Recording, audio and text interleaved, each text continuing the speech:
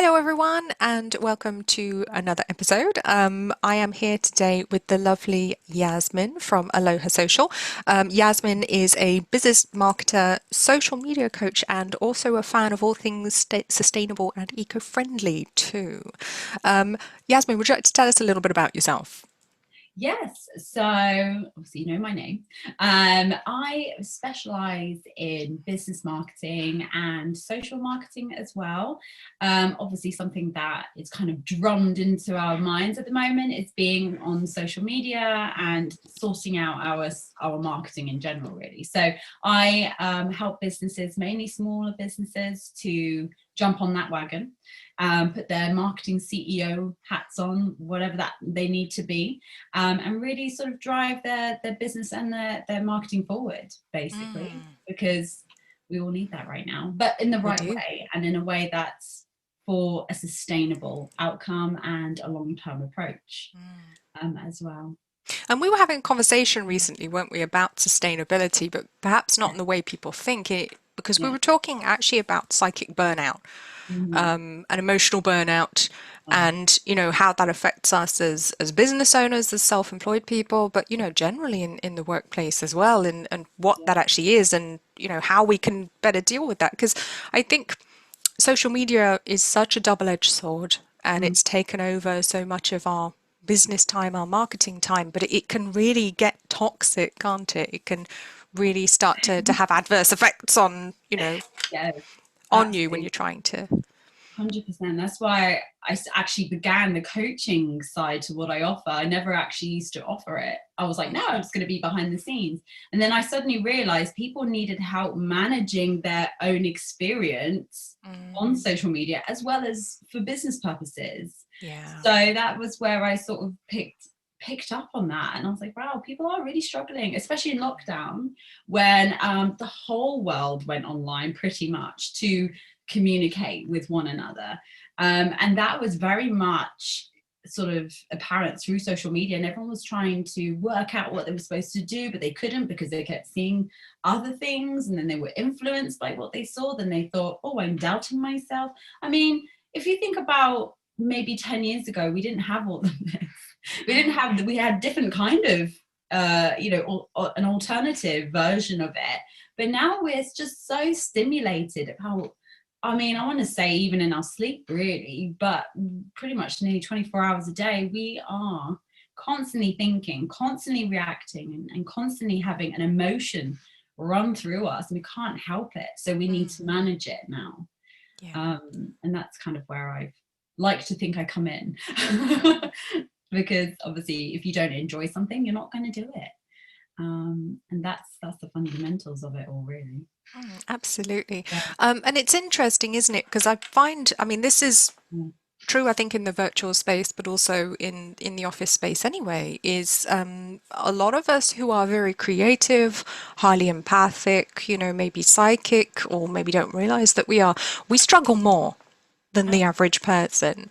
And I do feel like that's a really topical subject right now that we really need to be talking about, that we need to be addressing to make sure that it's not about Yeah. having a safe space, because these aren't people who are weak, they're just people who feel more than the next person, and we do more and we go through more. And I was having this conversation recently with Chrissy Sawyer.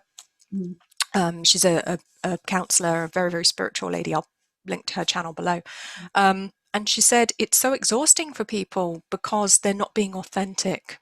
They're trying to squish themselves into a square Yeah. hole, and they're like this star-shaped creative peg trying to make themselves smaller.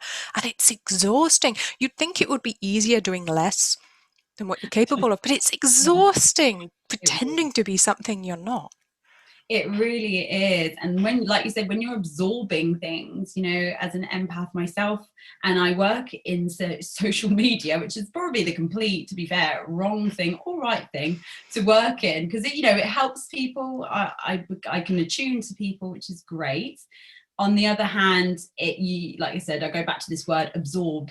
You absorb everything that you see, maybe 10 times more than someone who just goes on there, frivolously, just willy-nilly. But when we're on it, we're going on there to really like get something out of it.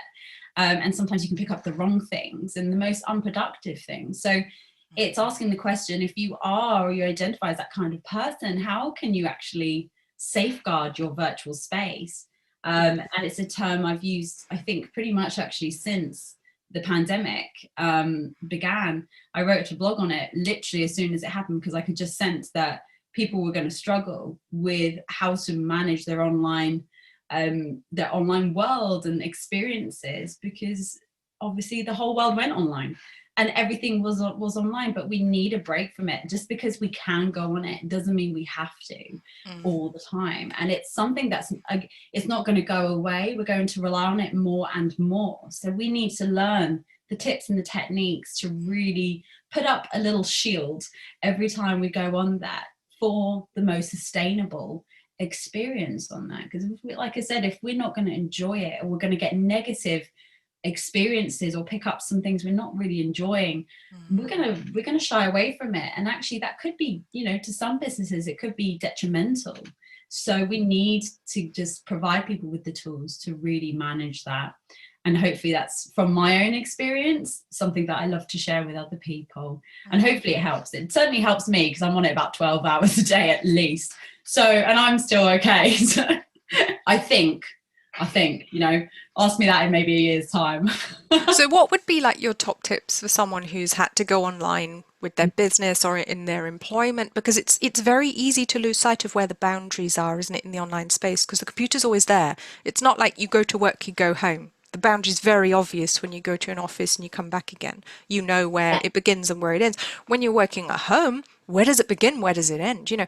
So what would be your top tips for helping people to manage it so it can be emotionally sustainable for them, so they're not gonna, you know, hit burnout or find it just too much?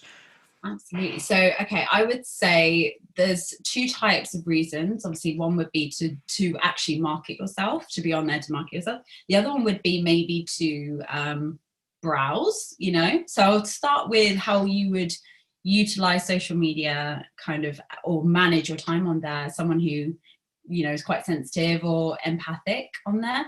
So I always begin with setting a timer for when you go online. How long do you want to spend on there? So this is something, again, we kind of new to, and it's not, you know, it's not rocket science, but at the same time, not many of us are aware of how long we actually spend, like, unproductively on the channels that we use. So, okay, there's product, you know, it's being productive, doing your thing and walking away. That's actually how the social media platforms kind of, in a way, now want you to do, and want you to use the platform. They actually want you to do your thing, go away, come back. They're actually encouraging that through the algorithm and through the way that, you know, the engagement lifts. So first things first is set a timer. How long are you going to spend? I always say maybe 15 minutes at a time is usually good. You know, think of it like a cigarette break.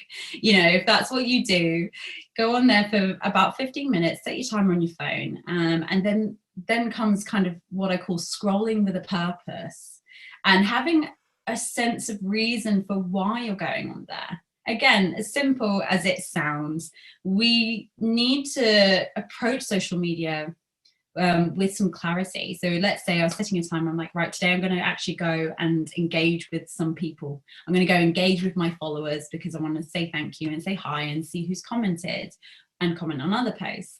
Right, that's my purpose. And then I'll set my timer, and then it'll just wake me up to be like, come back to the real world.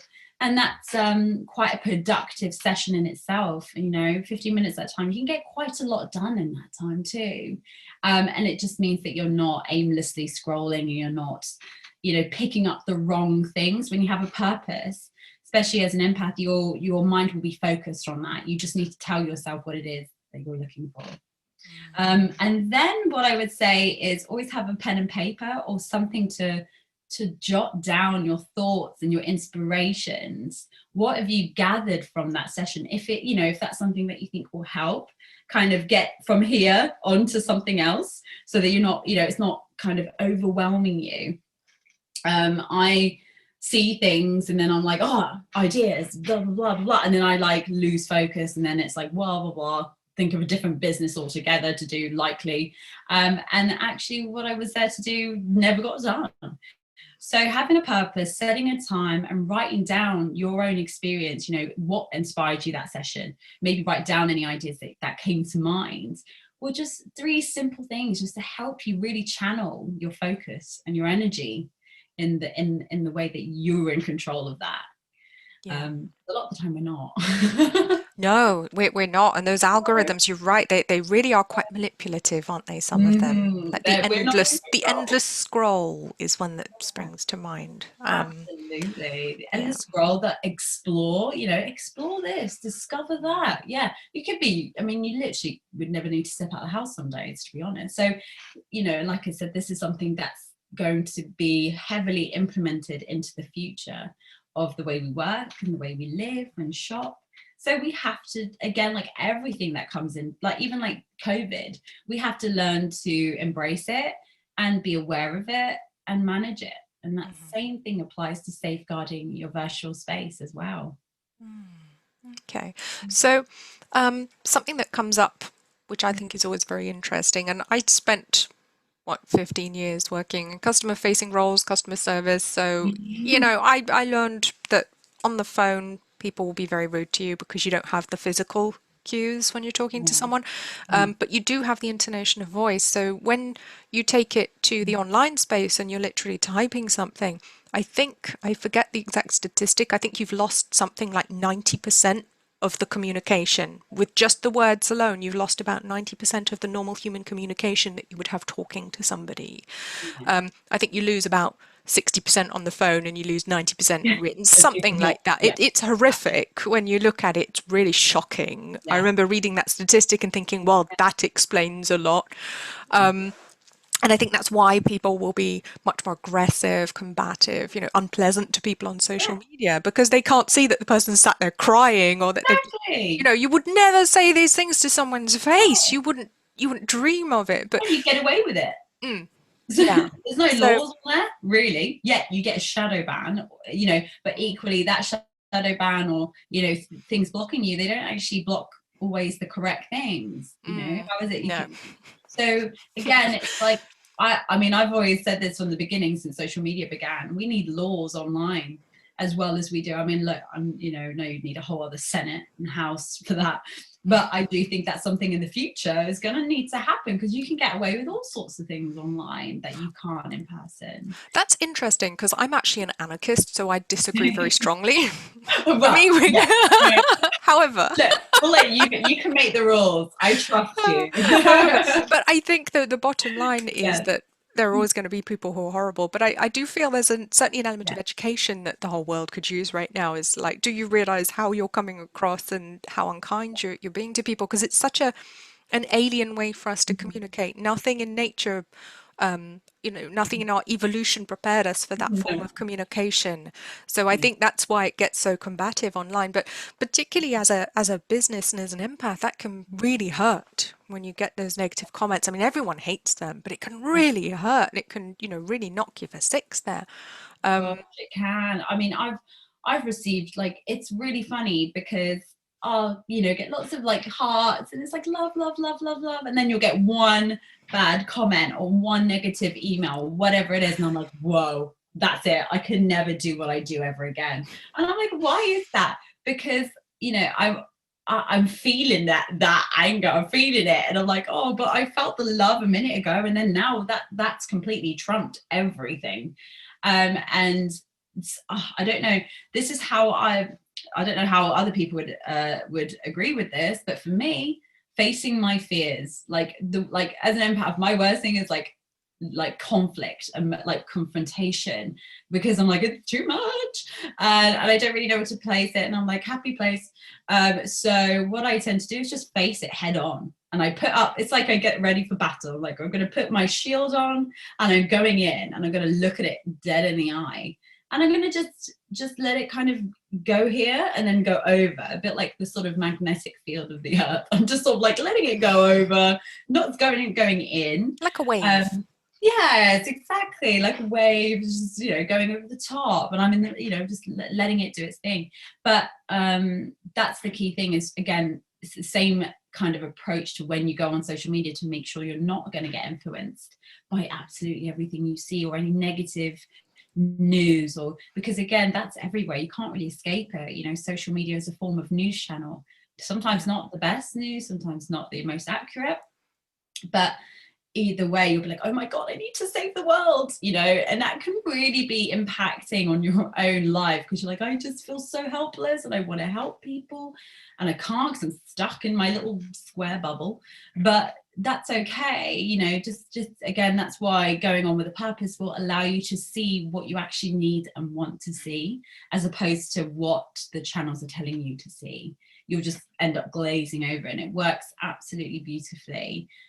So highly recommend anyone trying that 3-step approach, and I'll send them to you so you can pop them in the caption as well, just as a quick fix to anyone who's really struggling and being like, I can't go on social. You know, that's what happens now as well, as people go, no, I can't go on there, and retreat altogether.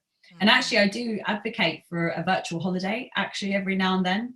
Totally against what my job is, but I do say, look, if you're really struggling and when you go online, you're recognizing you're having a negative experience, you're not liking what's on there and what it's showing you, step away from it. That's fine. The world is not going to stop when you step away, but what will happen is that you refresh yourself and that you come back to your happy place and your center, and then you'll be ready to go back online again.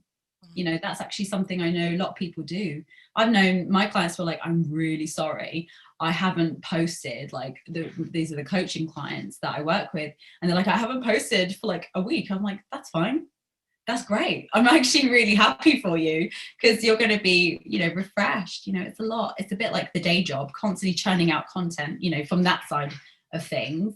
But then when you go online, like, oh, I need to do that, I need to do this. No, just go offline. If you're just not really coping or catching up, that's absolutely fine. And that's the thing. I mean, before, yeah, I've actually, as you know, and some people might know, I actually left all social media last Yeah. November, with one exception, which is an alternative site called Float, which I absolutely love and I do recommend. Yeah.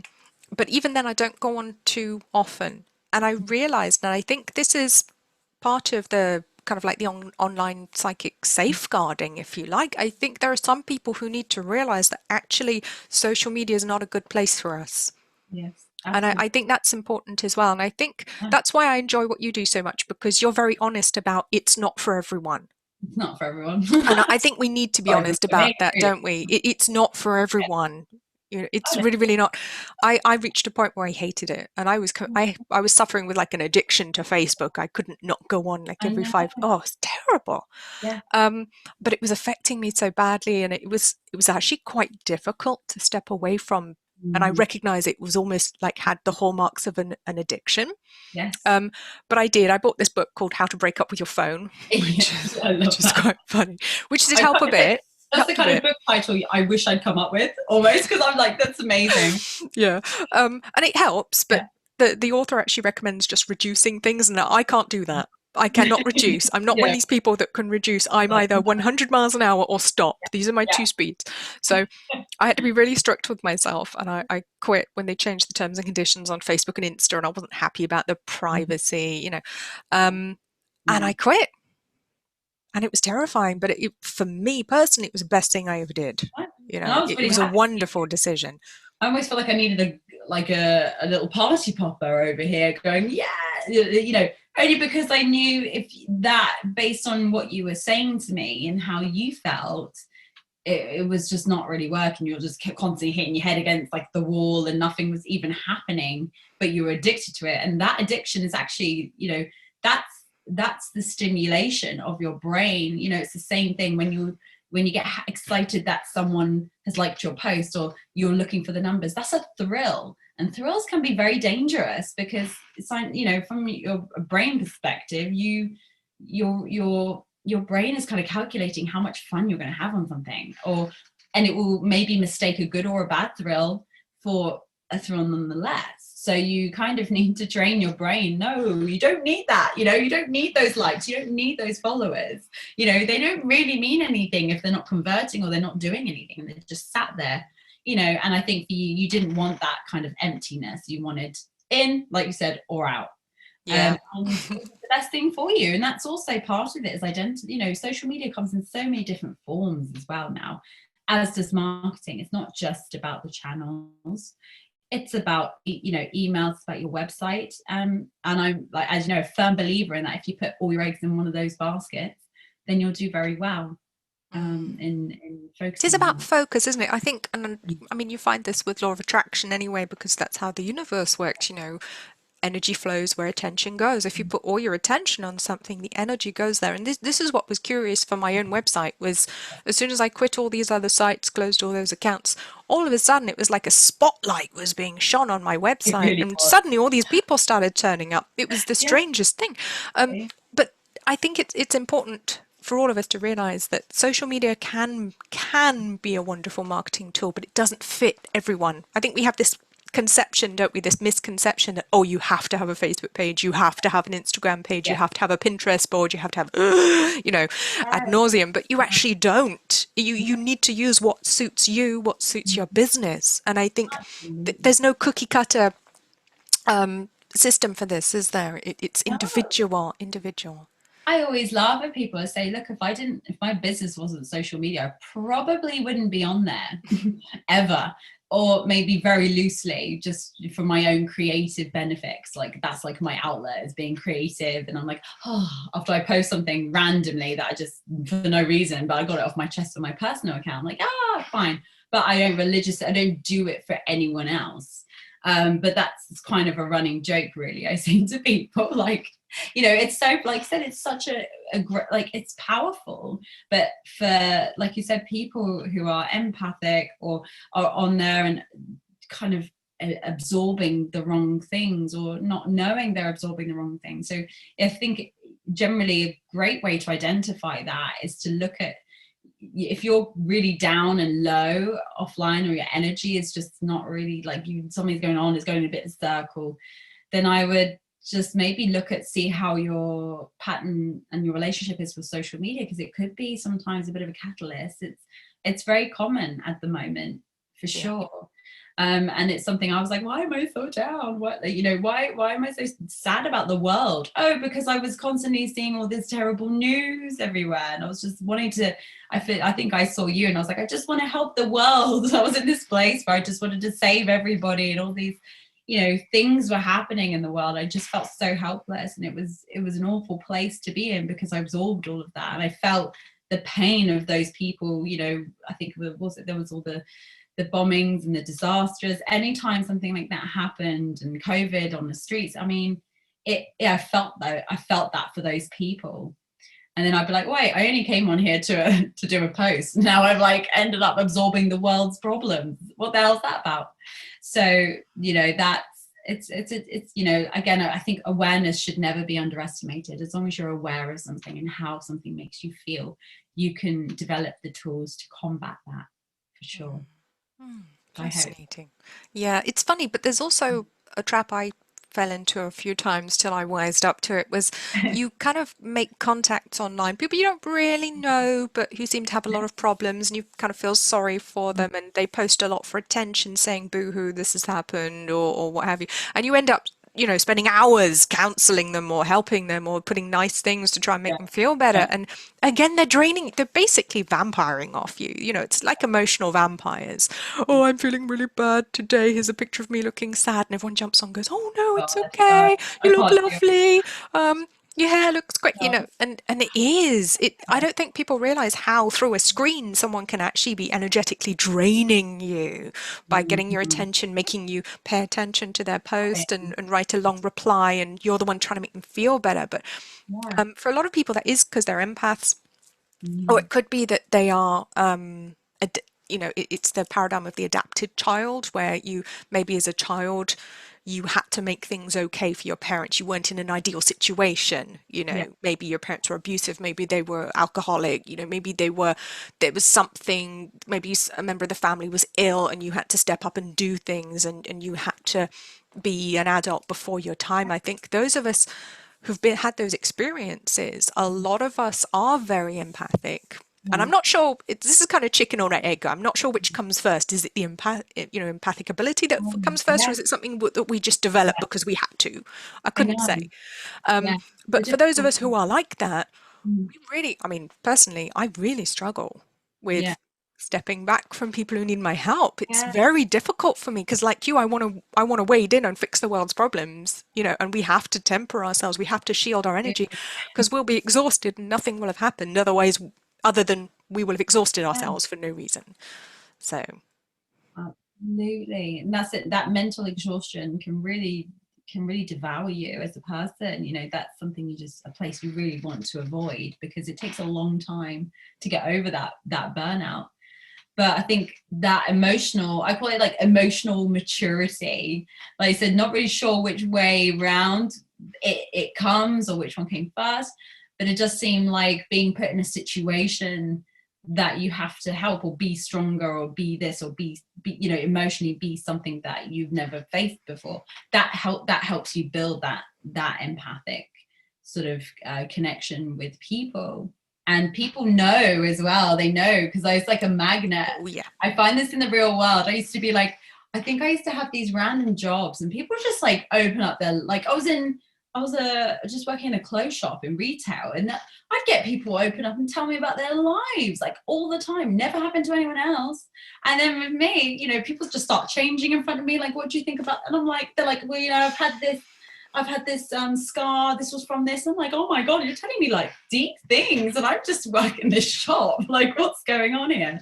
And I kept finding, and also people who really needed help, like they knew that I was the person they wanted to like grab onto or approach. I describe it like in the streets. I used to say, always get the crazy people. Always, they love it. I said, always attract someone who just is missing something. And they like, or they say, they just grab me instead of someone else I'm with or a group of people. I'm like, why me? Like, I have to deal with this awkward situation now. And it's like, but these things happen. They do happen on the virtual world as well. And I've noticed this because I have a few little followers that have been with me from the very start, and they've been very well behaved, because I think as well, I've gotten better again with the awareness, thankfully down to you as well. And just being aware of it and understanding why I am the way I am and why it's been that way for a long time. Like, okay, light bulb. Now I can handle it better. Okay. I can learn the tools, the phrases, even to kind of really gently push people back. But also because sometimes I do too much of that, instead of actually helping, instead of putting my services out there. I'm so busy talking to people about their issues or like trying to make people feel better. And I'm like, oh yeah, I'm here to actually just advertise my business. That's on my business account. It's not actually my personal one. And I try to, if you're a business and an empath, then I would suggest marketing yourself, really put the boundary there. Don't let too much of yourself out, let enough out, because like you said, the people will see that and they will respond. It would be nice, you get some really lovely people, you could get the odd one that you let in and it's just someone you don't really or shouldn't let in, and it's very hard to close the door. Like you said, as you don't want to let people go, let people down, because it's no matter what business you're in as well, it could be absolutely random but you still be like, no, I want to help you. Yeah. And that is a big problem. And it's interesting you say no matter what business you're in, because I've had this problem in every single job I have ever had. Like you, I mean, I end up counseling people, helping people, or I'm literally sat there in the office and people are just kind of leeching off you, and it's interesting because a manager one time said to me in my review, oh yeah, the office is much calmer when you're here. We don't know why, but you like have like this calming effect on the office just by being there. And when you're not there, people are much more stressed. Now, doesn't that speak volumes about how much I was Like, absorbing we from need everybody else, like some sort of sponge you were soaking up like a Hoover, hoovering up the bad energy in there. It's me, Henry Hoover, going. Yes, that's how I'm picturing you right now. It's just going up and down, absorbing it all up. And I didn't realize I was doing it. I knew people were more chilled around me, but I wasn't intentionally doing it, and even when I put up psychic protection, it didn't seem to make any difference. No, So I think in that kind of environment as well, particularly with your experience, like a lot of people are kind of trapped souls, I think, and they're just wanting to kind of, I don't know, they see you as a bit of a gateway to get out of the situation, or that you offer something that's new to them that they haven't seen there before. Like I used to, I never used to, when I worked in corporate, I knew there was something strange because, and this is again, like same as you, every single place I've worked, I've had the same experiences, and I find it hard to leave those places. Partly why I'm always with them, like a relationship for so long, because I'm like, I just don't want to tear away, because I feel like I've built connection without even knowing really much about anyone, but I feel like I'm home, and then I get rested and settled, but then I need to like walk away, and it's the hardest thing ever. But they always just say, well, oh, you always bring sunshine into the, like, I'm always happy. And I'm like, really? Or they used to think I was drunk, one or the other. They used to think every day, I was like, do you really think I drink every day and come into work on London on the tube and all that? I said, no, it's just, I don't know what it is. And they just used to say, yeah, it was like, and then they got addicted to it though, because they want to use me for things. They'd be like, can you do this? Can you do that? Can you send me to the bloody lion's den for the stuff that no one else wanted to do? You know, because they knew I could kind of just get on with it. But, you know, that was also something I wasn't aware of back then. I used to feel drained or burnt out for weeks. And this wasn't physical work. It wasn't really anything great. It's more the energy, because it was a lot of meeting new people all the time, a lot of hosting and making sure people were settled. And I could sense if someone was nervous all the time. I was like, I have to sit with them and make them feel at home and be a host. And it was, it's quite draining. I used to be like, God, I need to sleep for like a week, because I've really put 1,000% into making someone else feel comfortable, even at my own detriment, really. Yeah, and this is the problem, isn't it? And this is a conversation that I'm going back to, I was talking to Chrissy about earlier in the week, and she was saying another aspect of it is that you end up playing a role when you're in that situation, whether it's online or offline. You're playing a role. You're not being authentic to you. You're trying to be the person everyone else needs. And Always. that in itself is exhausting, just because you're acting the whole time. Ask any actor what it's like to act. It's exhausting. Of course it is. Mm. I've really, like, since kind of understanding where this is all coming from, I really have empathy for the actors and actresses. I'm like, bloody, especially if you're playing quite a deep part as well, someone with a lot of that requires a lot of energy to play. You've really got to be in their shoes. And I think, again, like even with coaching and things like that, when I can really sense if someone's having such a tough time and they don't need to even say anything, I just get online. I'm like, wow, or I feel the hesitate, almost like before we jump online, I'm like, something's not right here. I have a really bad feeling what's going. And then they're like, yeah, this happened. I'm like, oh my God. And then I'm like, well, it throws me off. And then I have to try and bring myself back and handle the situation as maybe as an actress will be the strong person, even though I'm like, I'm really sad for you, I want to cry for you. And then, but it is constantly acting. I feel like sometimes I describe it like being schizophrenic sometimes, because I'm like, oh, I'm this person for that person. Then when I see that person, I'm that one. And it's very difficult to know sometimes who you're true, or be you reunited with your true self sometimes. Absolutely. I think there's only a very few handful of people that I am actually my full self with, if I recognize it. Yeah. And that can, I think, virtually, in a way, it's made it easier for me to be myself when it comes to, let's say, the virtual relationships that I've built. It's been a lot easier. I've attracted the right kind of people, luckily, that, I talk to regularly on there. But also, writing to each other in the messages, I can just be myself. I'm like, oh, I'm not being someone else. So it's a good, I guess, exercise to practice being my true self, because when I'm talking or liaising with someone, I'll just bounce off whatever it is or how they are. So I describe, like, if you meet someone for the first time and I just get an instinct they're not a fan of me already, or because people are judgmental, but I feel that judgment like 50,000 times. It'll be my job to like make them feel a little bit better, or be like, look, I'm not scary. So I try and sort of fluff them up a little bit, but it's like a big whammy.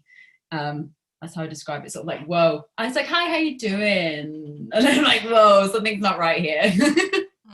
I'm like, I don't know you. I'm nice. It's interesting, isn't it? Because I think an extension of this conversation, I think where it goes and where I'm realizing it goes is actually in a very interesting direction, because as we move into the new energy and we have the new souls being born who are different to the older generations, we are different, we had the millennials and then the Zoomers and Generation Alpha or whatever the Yeah, babies are well, called at yeah, the moment. other Um, part, yeah. but they're different. These are different soul groups Yeah. coming through a lot, and they're getting more and more sensitive because we're in the Mm, 2000s now, and number two is all about emotion. They're very sensitive. They're very emotional. They're not, there's nothing wrong with that. They're just different.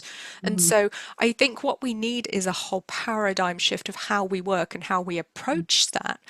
mm, And I feel like there's an element of this that makes me feel that this is where communism gets very tempting for some of mm. these people because they think, oh, I don't have to do anything. I can sit at home and play video games. Phew, because I'm actually Yeah, so sensitive. I can't deal with the workplace, and I get exactly. that. I get it. Yeah, You know, yeah. um, but I think it's very important that we look at these systems of work, these old patriarchal, very strict structures of you have to work 40 plus hours per week. You have to sit at your computer like drone bot, Yeah.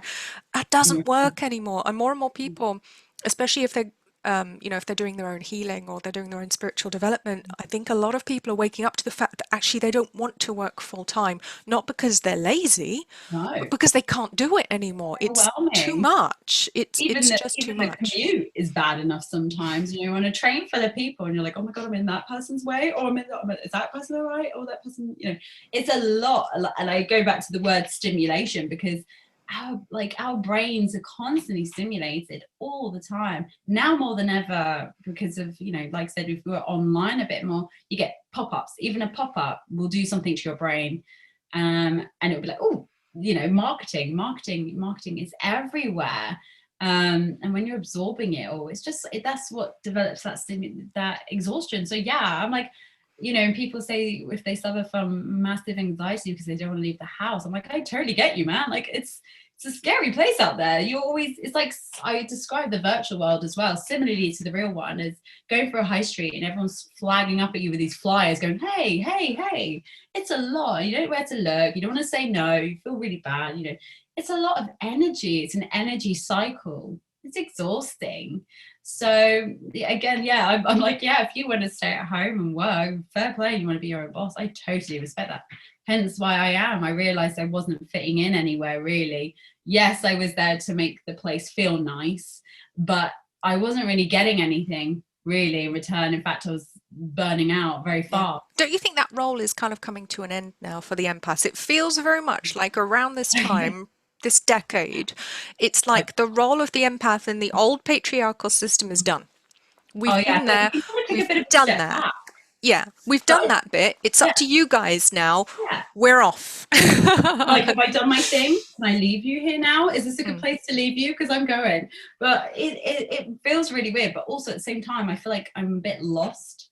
I feel like I need to help people. And I'm like, if no one needs help right now, I'm like, what's going on? Or no one immediately needs help. So, there is that sort of high alert phase as well. And sometimes, being on social media can satisfy that equally, not necessarily in a healthy way. But again, that's something I've also noticed is that it, mm. it really feeds my heightened Well, emotions. it's like enabling. It's Yeah, enabling in a really yeah, bad way. It enables us to mm, basically exhaust ourselves helping other people because yeah, that's our pattern, and that's because it's not happening in what the we real think we're world. supposed to do, but we're not. Yeah.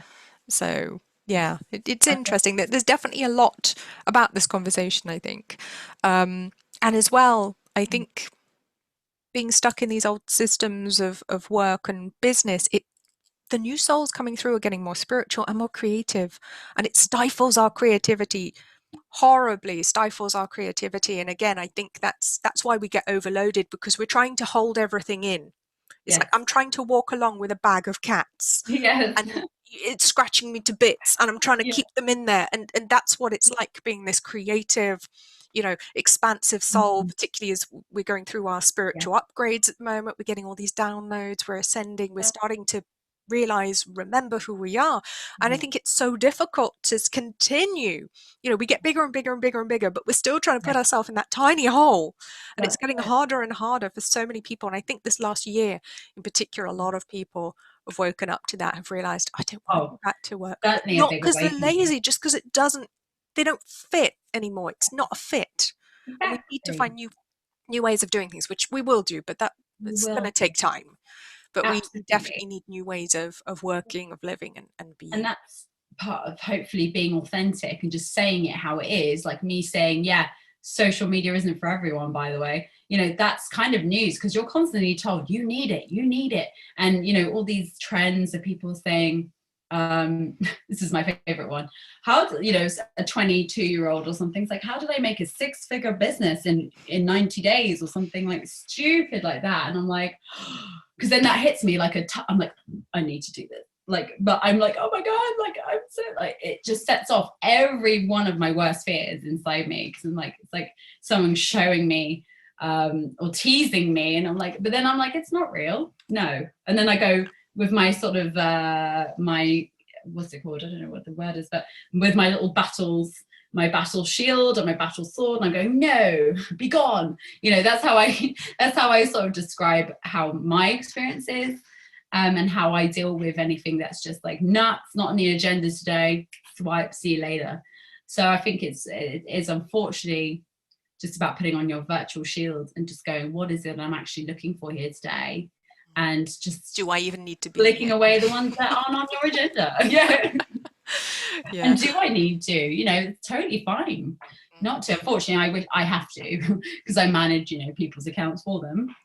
I kind of But feel on some level that maybe social media will actually become obsolete at some point, because I think we'll reach that point, because it does a lot of harm, as much harm as it does good. I think it's I one of feel like those I feel like dichotomies of, it's grown too much too quickly, and like anything that happens that way, something has to give. And I don't know if it will be obsolete. I think it could potentially evolve into something or go backwards a bit in yeah, some scale way. it back. Oh, that would Scale be it good. back. Yeah. And I think Instagram, for example, have noticed that people are getting a little bit too excited on there, so that, you know, they are trying to, although it is a, you know, form of control, they are trying to and help people basically focus on the quality versus the quantity of posts, and also manage their time. I do sense that. That's not something they've said, but I sense it. That's what they're trying to do, based on how the algorithms work, how the engagement ups and downs and traffic. It's very unpredictable. And I like that in a way, because I feel like if it was so predictable, then it'll be really boring. And also everyone would be getting the same results. We don't want that. We want different experiences. But equally, it will pick up on what you like. So just make sure that, this is actually quite a vital tip if you're going on your feed, to make sure that you shape your algorithm the way you want it to. Particularly with things like Reels and even TikTok, as we know, the algorithm is like lightning. It will happen like within 2 seconds. It knows exactly what you like. As much as I find that scary, try and manipulate it. Try and actually think, right, well, I'm going to spend more time on this post, and that will tell the bots behind it what you actually enjoy. So if you're wanting to organically shape your feed to something that's more positive, that's a great way to do it, is to you know, manipulate the bot, as it were. So again, it's the law of attraction. It's put out what you want to Yeah, receive. absolutely. And seeing as we're not talking to a person at the end of it, we're talking to a bot, that's fine too. We can just tell, you know, put it out there, and hopefully with those tips, you know, like setting a timer, posting, well, scrolling with a purpose and posting with a purpose, but mainly scrolling with a purpose, will help you to shape that, like you said, with the law of attraction. So Fascinating. Oh, well, thanks. thank you so much for joining us today. Oh, you're Been welcome. wonderful to have you here. Could you just tell everyone where they can find you? How can they get Yeah, in contact? I call it the virtual universe. You can find me, my website has everything you need. So this is alohasocial.com. I'm also on Instagram and Facebook as this is Aloha Social as well. So you can find me there. And if you want some positive inspiration, Pinterest, I'm also on there as this is Aloha Social as well, which is a great place for positive inspiration and productivity, especially if you're an empath. So that's a great place to be. Wonderful. Oh, well, I'll put those links below as well in the description so people can look you up and have a little dose of tropical paradise online. Thank you Sunshine so every much, day. Yasmin, and I'll speak to you soon. I'll speak to you soon, Helen. Thank you.